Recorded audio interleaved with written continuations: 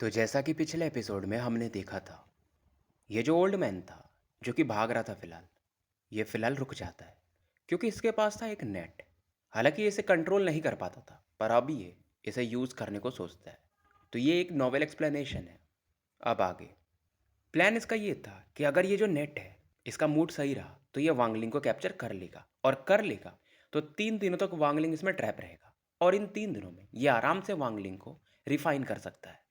वांगलिंग इसके इधर काफ़ी करीब पहुंच चुका था, और जैसे ही थोड़ा और करीब आता है, ओल्ड मैन चिल्लाता है, सेलेस्टियल कैप्चर नेट। और ये जो नेट था, ये फैलना शुरू हो जाता है। वांगलिंग को पहले से कुछ डाउट था, और इसे समझ में भी आता है कि ये ट्रेजर सिंपल नहीं है, और ये बंदा भाग भी नहीं रहा था। तो वांगलिंग का डाउट भी कंफर्म हो चुका था। अब ओल्ड मैन चिल्लाना शुरू करता है कि उसे ट्रैप कर लो, उसे ट्रैप कर लो। अब इस नेट की वजह से वांगलिंग का जो नॉर्मल टेलीपोर्टेशन था वो काम नहीं कर रहा था। तो अब ये डिसाइड करता है कि ग्रेटर टेलीपोर्टेशन स्पेल ये यूज़ करेगा। लेकिन तुरंत ही ये जो ग्रीन लाइट थी, ये सिकुड़ने लगती है, और इसका टारगेट वांगलिंग ना होकर के ये ओल्ड मैन बन जाता है। ओल्ड मैन का चेहरा उतर चुका था। ये भीख मांगने लगता है कि इस बार मुझे छोड़ दो। और फाइनली ये ट्रैप हो जाता है। ओल्ड मैन चिल्लाता है कि ये जो नेट है ना, तुम्हारे वजह से तुम्हारा ओनर मरा होगा। कितने भी ये स्पेल ट्राई करता है, इससे बाहर नहीं निकल पाता है।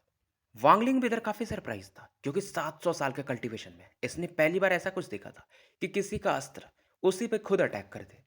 और ओल्ड मैन अब कहता है कि भाई तुम्हें मारना है तो मार सकते हो। वांगलिंग ओल्ड मैन को पकड़ता है और फिर वापस अपने जगह पर लौट जाता है। अब यहाँ पर जो भी लोग थे जिन कल्टीवेटर्स के अंदर इसने सेलेस्टियल सीड नहीं डाला था, वो तो यहाँ से निकल जाते हैं। और क्योंकि इसने सेलेस्टियल सीड जो भी था जिनके अंदर भी डाला था, उससे भी निकाल के वांगलिंग पर अटैक किया था, तो लगभग सभी लोग फ्री हो चुके थे। बस सुओ सन रुओ नान जो थी, वो नहीं जाती है। अब वांगलिंग सुओ रुओ नान को पकड़ता है और इसे भी लेके लौटने लगता है। बाकी लोग भी वांगलिंग को गुड बाय करके निकल जाते हैं। अब ये लड़की चिल्लाती है कि मुझे जाने दो। वांगलिंग इसे बोलता है शांत बैठो। अब ये लड़की बोलती है, मुझे पता है कि तुमने मुझे क्यों कैप्चर किया है। तुम मुझे कल्टीवेशन फर्नेस बनाना चाहते हो, तो तुम्हें जो चाहिए मुझे बता दो, बस मुझे जाने दो। वांगलिंग को आता है और गुस्सा, मानो इस लड़की को ये लाश समझ रहा हो, और ये इसकी आंखों में देखकर बोलता है कि तुम उतनी भी क्वालिफाइड नहीं हो कि मेरी कल्टीवेशन फर्नेस बनो।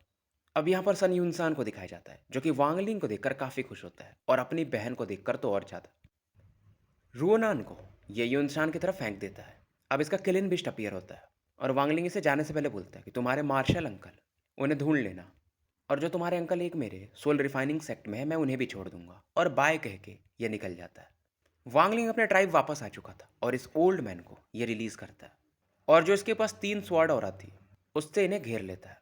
और वांगलिंग इससे कहता है कि अब अपनी आइडेंटिटी बताओ, और अगर नहीं बताए तो मैं सोल सर्च स्पेल यूज़ करूंगा, तुम्हारे सोल को रिफाइन कर दूंगा, तो तुम रिनकारनेशन में भी नहीं जा पाओगे।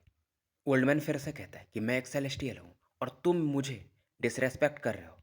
वांगलिंग का घूमता है माथा, और ये सीधा सोल सर्च स्पेल को यूज़ करने जाता है। यह बंदा समझ जाता है और बोलता है ठीक है, मैं बताता हूँ। इस दौरान जूलिगो और हाफ मून ब्लेड दोनों वापस आ चुके थे, और अब जूलिगो एक्टिंग करता है कि मास्टर मैंने उस ब्रश को पकड़ तो लिया, बट मैं काफ़ी थक गया। ये ट्रेजर काफ़ी तेज़ दौड़ता है। वांगलिंग इसकी तारीफ करता है। ये जानता था कि जूलिगो को थोड़ी तारीफ चाहिए। अब वांगलिंग इस ब्रश को देखता है, और इसमें अपनी सेलेस्टियल ऑरा को यूज़ करता है। ब्रश एकदम गोल्डन कलर का चमकने लगा था। फिर भी ओल्डमैन कहता है कि बिना मेरी मदद के ये बंदा इस ब्रश को यूज़ नहीं कर पाएगा। पर वांगलिंग अपनी आंखें बंद करता है और वन स्ट्रोक सिंबल बनाता है। ओल्डमैन हैरान था कि भाई ऐसा कैसे हो सकता है। अब ओल्डमैन सोचता है शायद मैंने जब यूज़ किया था तो इसने देखा होगा, तो ये कॉपी करने में अच्छा है। वांगलिंग रुकता नहीं है, इसमें दूसरा स्ट्रोक ही ऐड करता है, तो इसे 2 स्ट्रोक सिंबल बना देता है। फिर 3 स्ट्रोक सिंबल, जिसमें मानो हेवनली डाउ का पावर मिक्स था। जूलिगो इसे देखकर चौंक जाता है, क्योंकि गोल्डन लाइट काफ़ी पावरफुल थी। और ओल्ड मैन वो तो हैरान होकर कहता है कि सेलेस्टियल सेलेस्टियल एम्परर। अब वांगलिंग इससे कहता है कि फिर से अपनी आइडेंटिटी बता ही दो, और इस गोल्डन लाइट को वांगलिंग गायब कर देता है। अब ये बंदा बताना शुरू करता है कि मैं रिफाइनिंग फेदर सेक्ट से हूँ, मेरा नाम है हुआंग यू। मैं डेमन स्पिरिट लैंड में एंटर किया था क्योंकि बहुत सारे लोग मेरा पीछा कर रहे थे, मेरे बहुत सारे दुश्मन थे, और मैं फिर उसके बाद वापस नहीं गया, मतलब यहीं रहने लगा। अब वांगलिंग इससे सेलेस्टियल सीड और सेलेस्टियल ट्रेजर्स के बारे में पूछता है कि तुम्हें ये कहाँ से मिले। अब ये बंदा बताता है कि जब मैं यहाँ पर पहुँचा था तो गलती से मैं एक गुफा के अंदर एंटर कर गया था, और मुझे यहीं पर ये सब मिले थे। और वांगलिंग पूछता है और क्या मिला था। ये बताता कि 2 बैग, एक पर कोई डिवाइन सेंस नहीं था, जिसके अंदर यही नेट था और जो जेड पीसेस मेरे पास है। दूसरे पर डिवाइन सेंस था, मैं उसे खोल भी नहीं पा रहा था और उसे किसी और ने चुरा लिया। वांगलिंग पूछता है किसने? तो ये बताता है कि कोई कल्टीवेशन कपल है। वांगलिंग पूछता है कि उस जेट पे क्या रिकॉर्डेड था। ये बताता है कि कैसे सेलेस्टियल ट्रेजर्स को यूज़ करना है, स्पेल्स को यूज़ करना है और कैसे पपेट्स को बनाना है, गार्जियन पपेट्स को। क्योंकि उस जेड पे भी रेस्ट्रिक्शंस हैं तो मैं पूरी चीज़ें नहीं पढ़ पाया। वांगलिंग पूछता है कि वो जेड कहाँ पर है। अब ओल्डमैन बताता है कि मेरे बैग में। और वांगलिंग ये भी पूछता है कि ये नेट तुम्हें कितने दिनों तक ट्रैप करके रखेगा। जवाब मिलता है 3 दिन। इधर समय बीतता है, 3 दिन निकल जाते हैं। सेलेस्टियल कैप्चर नेट अब यहाँ से खुल चुका था। ओल्ड मैन की बॉडी से वांगलिंग टोटल 10 बैग निकालता है। इसमें से बहुत सारे जेड मिलते हैं। एक ऐसा जेड था जो कि वांगलिंग ने पहली बार देखा था। पहली बार मतलब कि किस मटेरियल का बना है। न तो वो स्पिरिचुअल स्टोन का बना था, न तो सेलेस्टियल मैटर का बना था, न तो लकड़ी का था, न तो पत्थर का था। और एक वार्म ऑरा इसे फील होता है। अब ये अपने डिवाइन सेंस को इसके अंदर भेजता है क्योंकि इसमें 3 चीज़ें थी। 3 सेलेस्टियल ट्रेजर्स थे और एक रियल सेलेस्टियल स्पेल यूज करने का मेथड था। और लिखा हुआ था कि किंग शुआंग, क्योंकि तुम अब रेन सेलेस्टियल रियल्म की सेलेस्टियल जनरल बन चुकी हो और क्योंकि मैं तुम्हारा फादर हूँ, तो ये मेरा गिफ्ट है तुम्हारे लिए। ये तीनों सेलेस्टियल ट्रेजर्स मैंने खुद बनाए। और स्पेल ये बहुत हाई रैंक का नहीं है, बहुत बहुत इंटरेस्टिंग है, तुम्हें अच्छा लगेगा। ये सेलेस्टियल कैप्चर नेट के बारे में भी बताते हैं जो कि उन ट्रेजर्स में से एक था, किसका खुद का इंटेलिजेंस है, तुम इसे पसंद करोगे। और जो तीसरा ट्रेजर है उसे तुम रेन सेलेस्टियल स्वॉर्ड के साथ यूज कर सकती हो। इसे स्पिरिट शीथ कहा जाता है। मतलब इसको तुम सेलेस्टियल स्वॉर्ड रखने के लिए यूज कर सकती हो। स्वॉर्ड के स्पिरिट को ये स्ट्रॉन्ग करेगा। और जो स्पेल था उसका नाम था स्टॉप स्पेल। और ये बताते हैं कि तुम्हारे पापा यानी कि मैं एक मिस्टीरियस प्लेनेट पे गलती से पहुंच गया था जहां पर मुझे ये मिला था, पर मुझे कंप्लीट नहीं मिला था। तो ये बेसिकली एक कॉम्बिनेशन स्पेल है। मतलब अगर तुम इसे इवॉल्व कर पाई या पूरा मिल पाया फ्यूचर में तो ये काफ़ी स्ट्रांग बनेगा। वांगलिंग काफ़ी एक्साइटेड था। अब ये जेड जो था उसके 3 पार्ट्स थे। पहले पार्ट को आप आराम से पढ़ सकते थे जो कि वांगलिंग ने पढ़ लिया। दूसरे और तीसरे पार्ट में रेस्ट्रिक्शंस थे। सेकंड पार्ट में ये था कि सेलेस्टियल गार्जियंस को बनाना कैसे है, जो कि थोड़ा थोड़ा देखा जा सकता था। और इससे तभी खोला जा सकता है जब आप इस लड़की का ब्लड यूज़ करो, मतलब जिन्हों किंग शुआन का ब्लड। तो 2 वांगलिंग देख पा रहा था क्योंकि दूसरे का भी जो रेस्ट्रिक्शंस था समय के साथ शायद थोड़ा बिखर चुका था। अब वांगलिंग सोचने लगता है कि यार ये लड़की किंग शुआंग है, इसका नाम किन है। कहीं ऐसा तो नहीं कि ये सेलेस्टियल एम्परर किनलिन की बेटी है। और ये याद करने की कोशिश करता है कि वो लड़की रेन सेलेस्टियल एम्परर की बेटी है। उसके पास रेन सेलेस्टियल स्वॉर्ड है। इसे कनेक्शन फील होता है, कहीं मैं वही जो है सोच तो नहीं रहा हूँ। अब ये जो पगोड़ा इसके पास था जो सीनियर जावी ने दिया था उसे निकालता है, जिसके अंदर एक वुमेन की लाश थी। और सुंदरता के बारे में क्या ही बोलूं, लोगों के दिल की धड़कनें रुक जाए। अब वांगलिंग सोचता है और तलवार से हल्का सा इनका ब्लड निकालता है, इन्हें सॉरी भी बोलता है और इस जेट टोकन पे डालता है। वांगलिंग ये टेस्ट करना चाहता था कि क्या ये लेडी सच में किन शुआंग ही तो नहीं है। और जैसे ये ब्लड डालता है जेड चमकना शुरू हो जाता है और दोनों सील्स जो इस जेड पर थे दूसरे और तीसरे पार्ट के पूरी तरह से खुल जाते हैं। समय बीतता है, ओल्डमैन जाग चुका था, लेकिन वो जो स्वॉर्ड फॉर्मेशन थे उसे अभी भी घेर के थे। वांगलिंग का जो अर्जुन सोल था उस जेड के अंदर एंटर किया था, वापस आता है ये कई दिनों बाद और कहता है यार ये सेलेस्टियल्स लोग ये तो बहुत ज़्यादा ही निर्दयी हैं। खास करके पपेट बनाने का तरीका, ये पपेट कल्टीवेटर्स को बनाते थे। सेलेस्टियल्स मतलब हाई विंग लोग होते हैं, तो जो कल्टीवेटर्स होते हैं जैसे कि वांगलिंग हो गया या नॉर्मल लोग उन्हें पकड़ के, इसीलिए जो पपेट्स बनते हैं काफ़ी पावरफुल बनते हैं।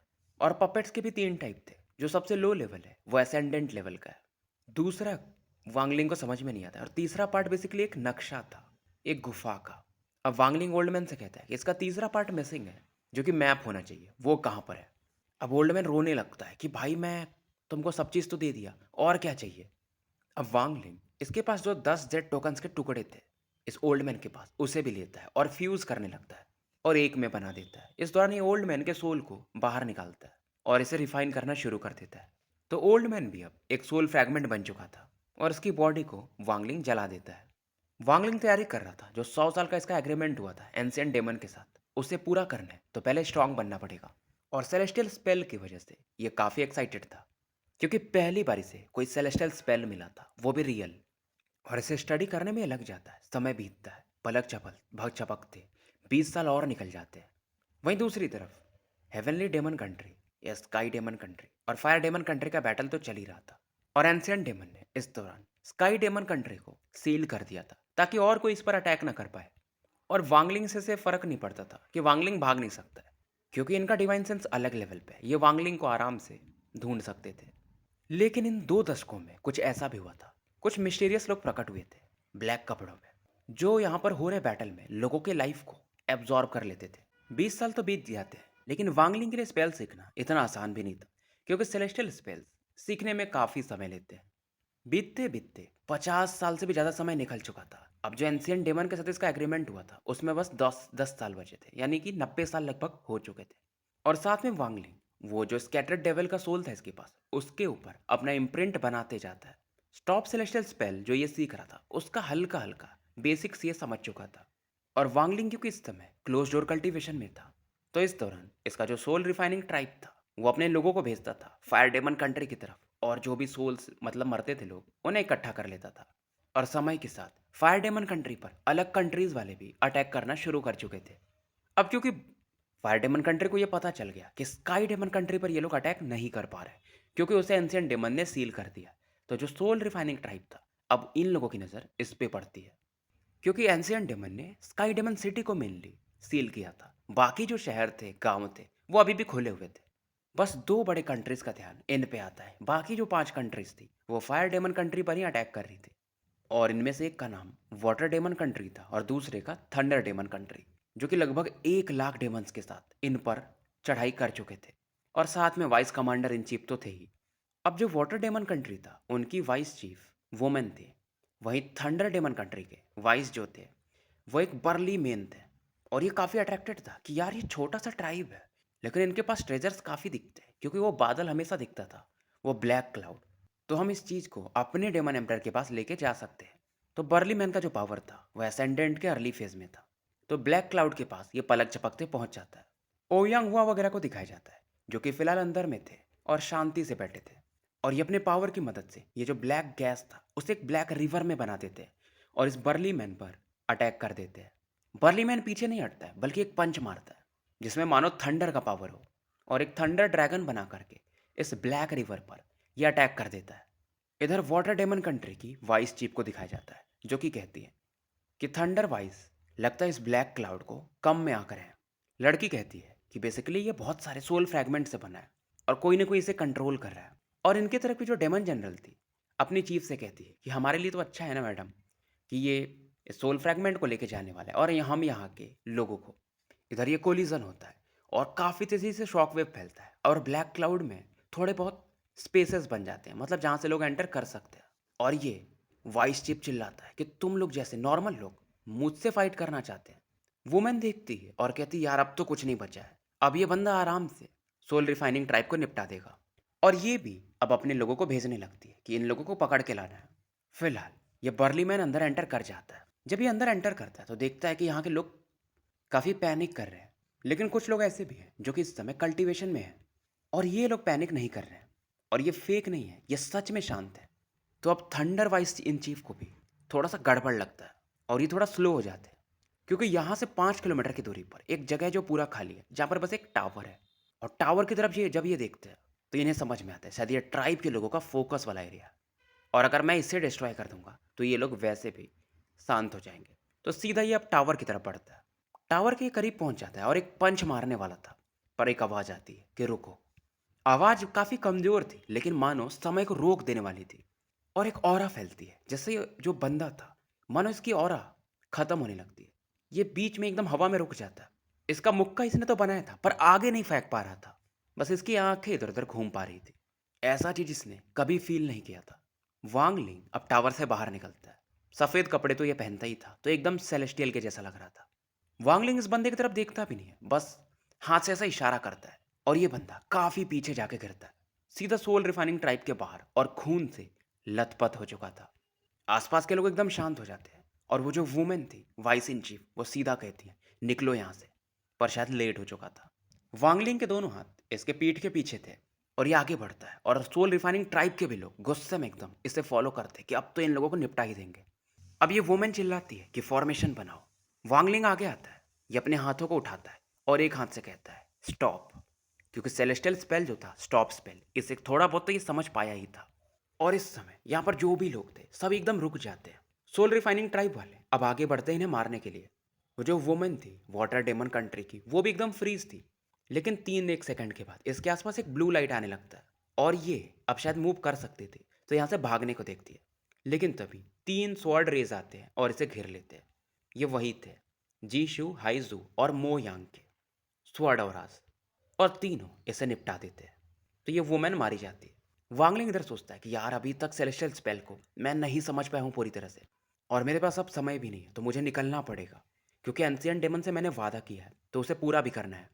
समय बीतता है, 1 महीने निकल जाते हैं और वांगलिंग अब सोल रिफाइनिंग ट्राइब से बाहर निकलता है और 1 बिलियन सोल फ्लैग को लेके जाता है। बस अपना डिवाइन सेंस यहाँ पे छोड़ता है ताकि सोल रिफाइनिंग ट्राइब को ये गार्ड कर पाए।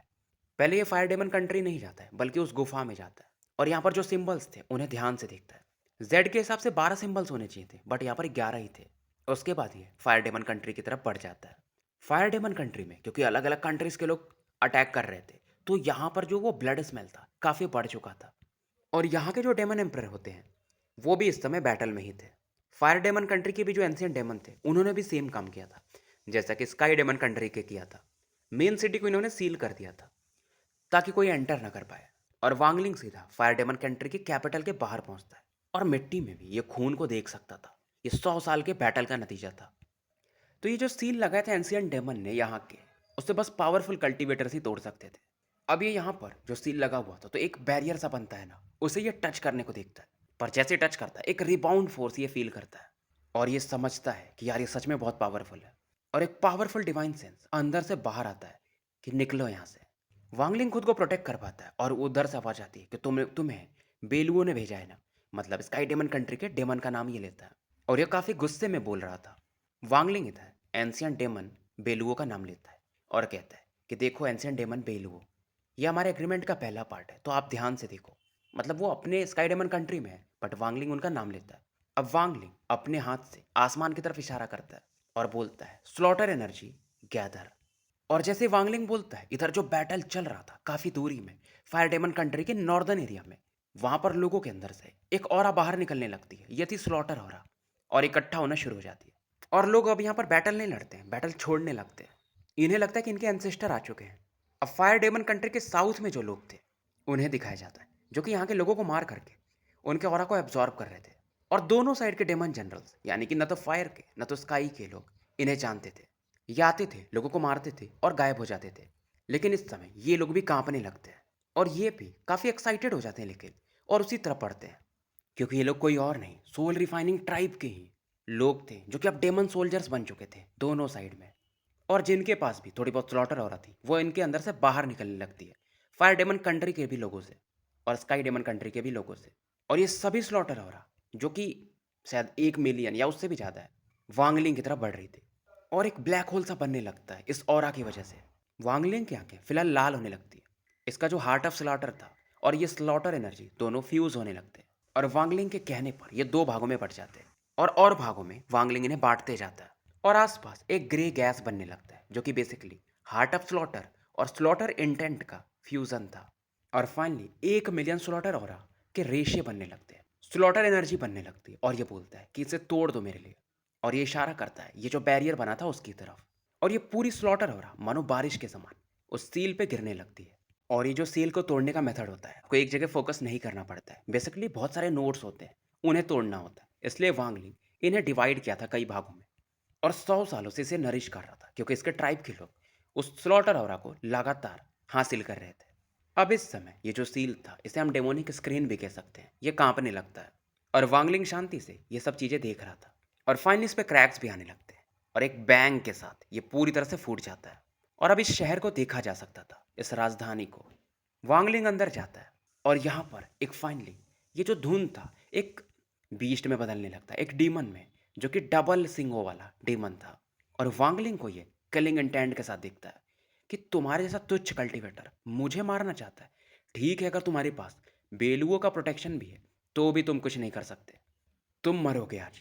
अब ये बंदा अपनी ऑरा यूज करता है और ये शहर मानो गायब सा हो जाता है और पूरी दुनिया लाल रंग में बदल जाती है आग की लपेटों के साथ। नीचे में मैग्मा वर्ल्ड क्रिएट हो जाता है और बहुत सारे एंशियंट डेमन्स के इल्यूजन्स को अब यहाँ पर देखा जा सकता था। अब जो वांगलिंग का ये स्लॉटर ऑरा था, ये इसके बॉडी में वापस आता है और लाइफ सील्स में बदलने लगता है, यानी कि प्रोटेक्शन इसके बढ़ने लगते हैं। अब वांगलिंग वो जो डेविल आर्मर था उसे भी पहन लेता है और वांगलिंग दिमाग लगाता है यहाँ से अब ये बाहर निकलने लगता है। एंशियंट डेमन इसे रोकने के लिए आगे बढ़ता है और जो ये शैडोज बने थे इस एंशियंट डेमन के वो वांगलिंग का कुछ नहीं कर पा रहे थे क्योंकि लाइफ सेल्स इसके ऊपर था। तो इन्हें अटैक्स पर ये ध्यान भी नहीं देता है। वांगलिंग दिमाग लगाता है और इन्हें पार करते करते ये सीधा जो मेन डीमन थे, फायर डीमन या जो भी बोलो, उनकी तरफ बढ़ जाता है और वो हंसता है कि ये मुझ पर अटैक करने आ रहा है। वांगलिंग एंशियंट डीमन की तरफ देखता है और बोलता है, डेविल ट्रांसफॉर्मेशन। अब आर्मर जो इसने पहना था उसमें से डेविलिश ऑरा बाहर निकलने लगती है और वांगलिंग के बॉडी में एंटर करना शुरू करती है। और जो एंशियंट डीमन के साउंड अटैक थे वांगलिंग अब उन्हें भी काट पा रहा था, लेकिन फिर भी एंशियंट डीमन हंस रहा था और इस डेविलिश ऑरा को भी वो डेवोर कर जा रहा था और कहता भी है, नॉट बैड, ये डेविलिश ऑरा काफ़ी प्योर है तुम्हारे पास। अब वांगलिंग बस 1000 फीट की दूरी पर था इस एंशियंट डीमन से और पलक झपकते 100 फीट की दूरी पर यह पहुंच जाता है।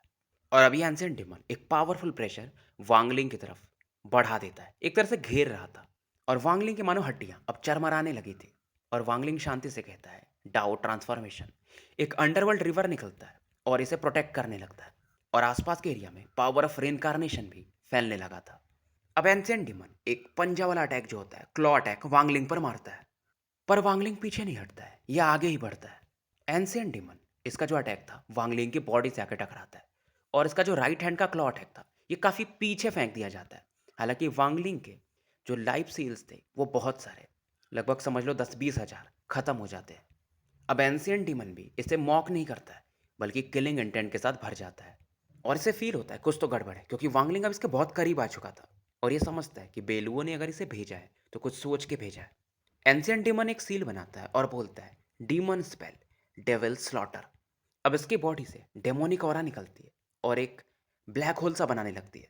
आसपास का जो मैग्मा था वो भी इसके अंदर मिक्स होने लगता है और एक रस्सी जैसा लांस जिसको हम बोलते हैं वो बन जाता है जिस पर फायर ऑरा को देखा जा सकता था। वांगलिंग इसे देखते ही समझ जाता है, फिर भी आगे बढ़ता है और अपने थर्ड आई को टच करता है और बोलता है कि 1 million strands of slaughter energy एक में हो जाओ, यानी फ्यूज होके एक बन जाओ। और ये अपने फिंगर पे इन्हें फोकस करने लगता है। फिलहाल इनके बीच की दूरी 500 फीट के आसपास थी और वांगलिंग इस दौरान एक मंत्र पढ़ने लगता है जो कि एंशियंट डेमन बेलुओ ने से दिया था। इसका एग्रीमेंट यही था बेलुओ के साथ कि ये डेमोनिक स्क्रीन जो है इसे तोड़ देगा और 500 फीट में जाने के बाद इस वाले स्पेल को यूज करेगा। इसके बाद एक तरह से इसका एग्रीमेंट लगभग पूरा हो जाएगा क्योंकि वांगलिंग एंशियंट डीमन को नहीं हरा सकता था। वांगलिंग की बॉडी से अब ब्लड निकलता है और एक फॉर्मेशन बनने लगा था। डीमन देखता और समझ जाता है, तो ये बात है क्योंकि इसमें इस बंदे की बॉडी में एंशियंट गॉड की ऑरा मिक्स है, इसलिए अब ये जो वांगलिंग के अंदर से ब्लड निकलता है एक ब्लड पर्सन में बदल जाता है और फाइनली ये बंदा अपनी आंखें खुलता है, यानी ये ब्लडी पर्सन। और इस समय जो फायर डेमन कंट्री के कोई भी लोग थे, कितनी भी दूरी पे थे, एक बेचैनी फील करते हैं। बाकी भी जो एंशियंट डीमंस थे 7 अलग-अलग कंट्रीज के, वो भी इसी तरफ देखते हैं। इनकी आंखों में एक चमक थी। फाइनली फायर डेमन कंट्री का एंशियंट डीमन बोलता है कि तुम्हारा नसीब काफ़ी अच्छा था, तुमने एक अच्छे कल्टीवेटर को ढूंढ निकाला जिसके पास एंशियंट गॉड की भी हो रहा है, जिसकी वजह से तुम कभी भी इसके थ्रू यहाँ पर आ सकते थे क्योंकि ये एक कनेक्शन था जिसकी वजह से तुम स्काई डेमन कंट्री का जो रेस्ट्रिक्शन है तुम्हारे ऊपर उससे भी बाहर निकल पा रहे हो। अब ब्लड पर्सन बेसिकली बेलुओ थे, मतलब उनकी और आती उसके अंदर, और ये कहते हैं कि हम एक दूसरे से बहुत समय से अलग हैं, हमें मिक्स होने की यानी मिलने की ज़रूरत है, एक नया एंशियंट डीमन बनाने की ज़रूरत है, नहीं तो लोग मुझे मार देंगे यानी हमें मार देंगे और धीरे धीरे करके मैं सभी 7 एंशियंट डीमंस को डिवोर कर जाऊंगा। तो स्टोरी यहीं समाप्त करते हैं। चैनल को लाइक करो, सब्सक्राइब करो और मिलते हैं फिर कल एक नए वीडियो के साथ।